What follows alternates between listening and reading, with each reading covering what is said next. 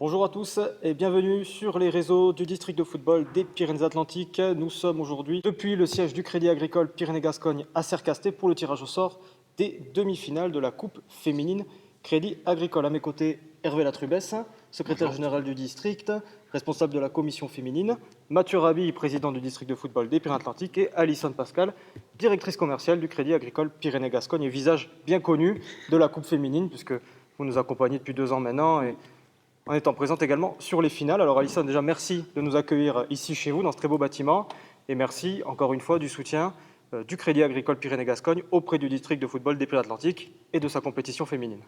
Eh bien, avec plaisir, c'est un vrai plaisir de vous accueillir ici. L'histoire entre le Crédit Agricole et le foot, c'est une longue histoire, 50 ans au niveau national avec la fédération, 20 ans avec les districts.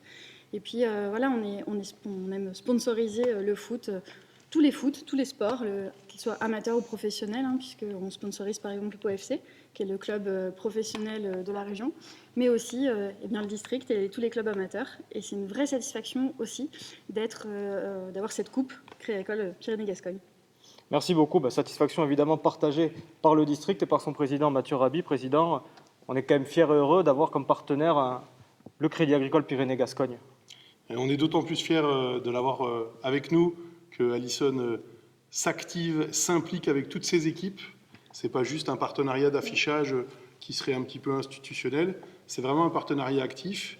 Alison remet la coupe chaque année, donc elle le fera à nouveau. Avec plaisir.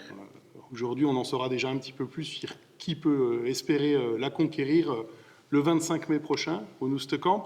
Je le dis parce que ça signifie toute l'importance qu'a la Coupe féminine avec la Coupe des Pyrénées, puisque les Jeux auront le privilège de fouler la pelouse du POFC que nous connaissons bien. Merci beaucoup, Alison. Merci, Président. Merci, Alison.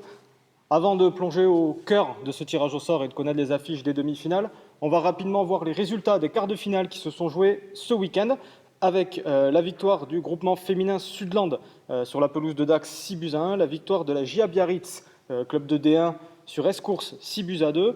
Dans le choc des R1, la victoire des Genêts d'Anglet sur le POFC 1-0.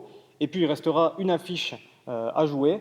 Elle va concerner le FC Tartas Saint-Yaguen, pensionnaire de D1, et l'Aviron Bayonnais, pensionnaire de R2, un match qui aura lieu le mercredi 10 avril prochain. Hervé Latrubès, 4 équipes encore en lice donc, Sudland, Biarritz, Anglet, l'Aviron ou Tartas. Ça nous donne un beau plateau pour ces demi-finales. Tout à fait, et encore on avait programmé en début de saison l'arrivée des clubs de ligue plus tard, c'est-à-dire ils n'ont pas participé au premier tour, et malheureusement ils se sont battus en cours de compétition, encore ce week-end avec la victoire d'Anglet qui a battu le tenant du titre, le POFC. Donc maintenant on se retrouve avec un seul club de R1 et on va voir contre qui l'Ogre va jouer aujourd'hui. On va le savoir dans quelques instants. Donc quoi qu'il arrive, on aura une finale inédite puisque les 2 finalistes de l'an dernier, le POFC et l'entente Asparin-Iriburuco, ne sont plus dans la compétition. Alors Alison, Hervé, j'ai envie de dire place au tirage. Honneur à la limite à notre hôte. Allez. Avec Alison. Avec la première équipe tirée. On peut montrer le papier à la caméra. GF Sudland. Alors, Sudland, pensionnaire de R2.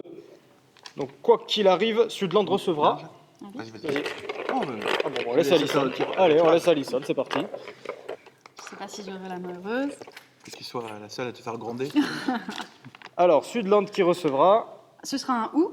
Ce sera un OU, ce sera le OU. FC Tartas Saint-Yaguen, on dit comme ça ? On dit comme ça. Ou l'Aviron Bayonnais. Ou l'Aviron Bayonnais. Donc ça veut dire qu'on aura soit un choc 100% landais, avec Sudland qui recevra Tartas, soit un choc basco-landais avec Sudland, pensionnaire de R2, qui recevra donc l'autre formation de R2, l'Aviron Bayonnais. On le saura mercredi prochain. Et donc, on va tirer la deuxième demi-finale. Vas-y. Allez. Mais alors là, le derby, pas de suspense, puisque étant donné qu'il y a 2 divisions d'écart, Hervé, tu m'arrêtes si je me trompe. Tout à fait. C'est Biarritz qui est tiré en premier. Voilà. Donc Biarritz. Et Biarritz qui recevra. Sans suspense. Sans suspense, On donc. ne sait jamais. Anglet. Qui recevra les Genêts d'Anglet. Donc, bonne nouvelle pour nous dans les Pyrénées-Atlantiques, on aura au moins une équipe en finale. Biarritz ou Anglet. Peut-être 2 avec l'Aviron Bayonnais. On leur souhaite bonne chance. On souhaite également bonne chance aux équipes landaises. Hervé, qu'est-ce que ça t'inspire, ces demi-finales ? Déjà, le tout petit poussé va rencontrer l'Ogre, puisque Biarritz est le petit poussé. Peut-être que Tartas le rejoindra. Biarritz, leader de notre division 1. Et Tartas qui va affronter Bayonne. Je félicite Bayonne qui s'est qualifié en finale nationale de futsal. La même équipe qui s'est qualifiée ce week-end.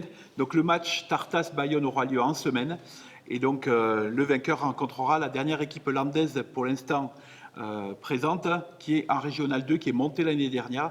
Et donc l'équipe chère à l'ancien président Lionel Chefdeville, qui sera opposé donc à Tartas ou à l'Aviron Bayonnais. Donc une belle affiche quand même. Une belle affiche et donc sans doute, quoi qu'il arrive, une belle finale. Le 25 mai prochain, Alison, vous serez présente au Noustecamp? Je serai présente et je ne vais pas rater ça, parce que l'année dernière, quel plaisir de voir ces jeunes femmes qui venaient jouer au POSC dans un stade magnifique, un stade de pro, et donc je vais rater ça sous aucun prétexte. On vous accueillera avec plaisir.